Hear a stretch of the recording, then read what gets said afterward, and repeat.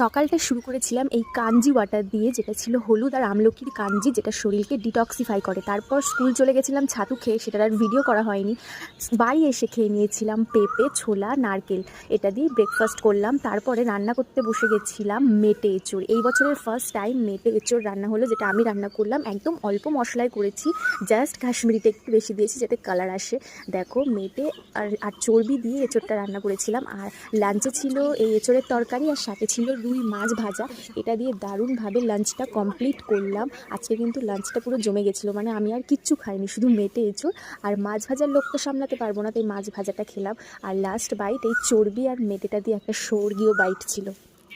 খেয়ে উঠতে পারিনি, সাথে সাথে চলে এসেছে একটা পার্সেল। তো পার্সেলটা রিসিভ করে নিলাম। এই পার্সেলে কী আছে সেটা তোমাদের পরে দেখাবো। সন্ধ্যাবেলায় ভেজে নিয়েছিলাম এই চিকেনের পাকোড়াগুলো, অনেকদিন ধরেই খেতে ইচ্ছা করছিল, খাওয়া হচ্ছিল না। চিকেন পপকর্ন যেটা ভেজে নিয়েছিলাম, অল্প 4 টুকরো মতো চিকেন ছিল, সেটা দিয়ে দেখো কতগুলো চিকেন পাকোড়া হয়েছে। তো প্রথমেই বুনুকে এটা টেস্ট করালাম।